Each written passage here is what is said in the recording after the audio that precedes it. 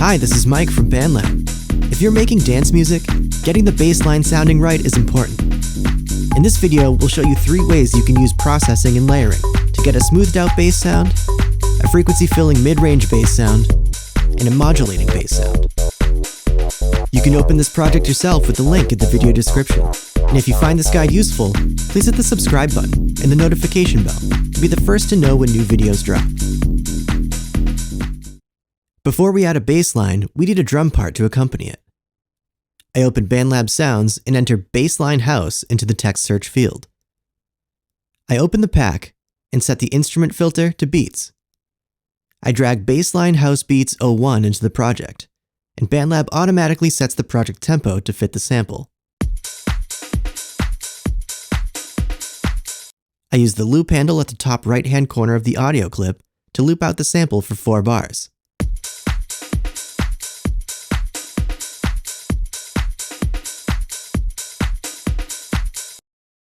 Next, I add a virtual instrument track and set the instrument to Synth Basses, Deep House. I set this track's volume to -2 dB to balance it with the drum beat. I compose a simple 2-bar bass line that plays E and G.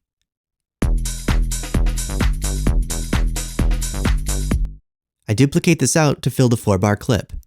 To duplicate notes or clips in BandLab, hold Option on Mac or Alt on Windows and drag them over.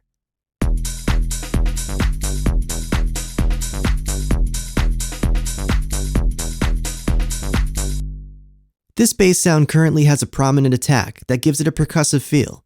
But what if I wanted something that still had mid-range energy, but sounded a lot smoother? In the effects panel, I add a tone multi-filter and set the filter cutoff frequency to 270 Hz. This filters out the high-end sounds, but leaves some mid-range in there to help the bass feel big.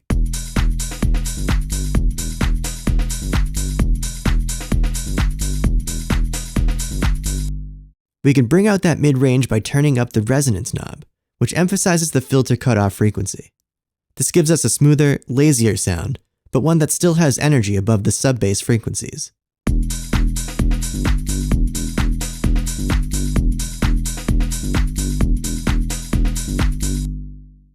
You can introduce some high-end back into the signal by adding a distortion bit crusher effect. An intensity level of 25% can help bring out some crispness in the sound.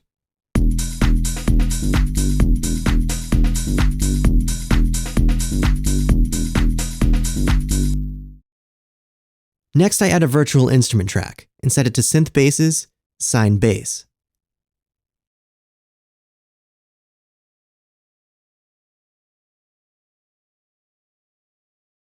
I set this track to -2 dB. I duplicate the MIDI clip over from the first bass track.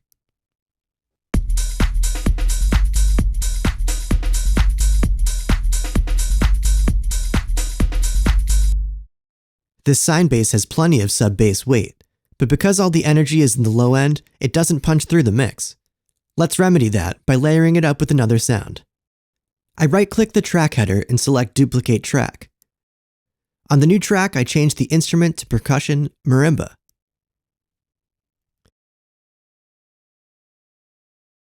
I transpose the MIDI notes for this track up an octave by selecting them all with Command+A on Mac or Control+A on Windows, then clicking the +12 button. This added layer really cuts through the mid-range, making the bass line sound much bigger.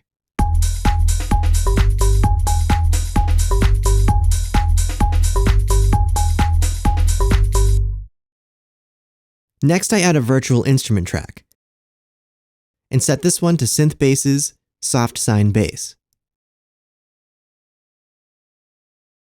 Again, this sound has a lot of low-end weight, but not too much else.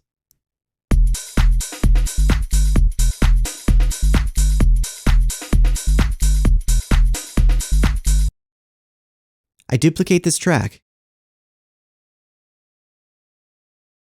and add a bit crusher.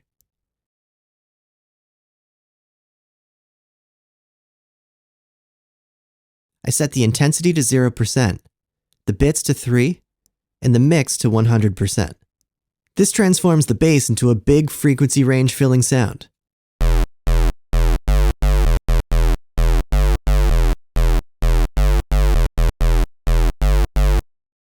I want to layer the mids and highs from this version with the solid bass of the original track, so I add a multi-filter, set it to high pass mode, and set the filter cutoff frequency to 420 Hz.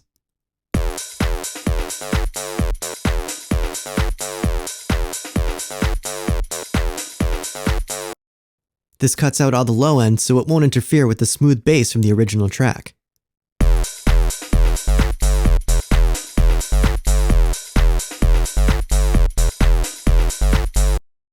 This gives us a very full sound, but it's a touch abrasive. I can make it smoother and add articulation with another multi-filter. I leave this in low pass mode and turn the resonance up to 7.5 to emphasize the filter cutoff frequency. Now I can get a modulated funky filter sound by modulating the filter cutoff frequency knob.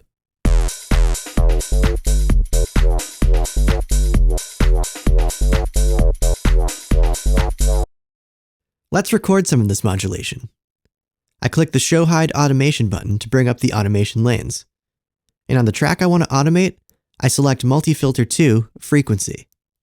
I then click the Arm Automation Recording button. Now when I click the Record button, the movement of any parameters I adjust will be recorded. I record some filter modulation.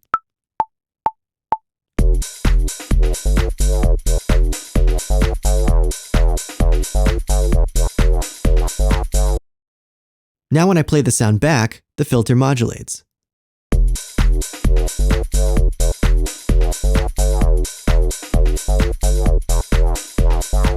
Remember, you can fork this project to make your own version of it using the link in the video description. Have fun!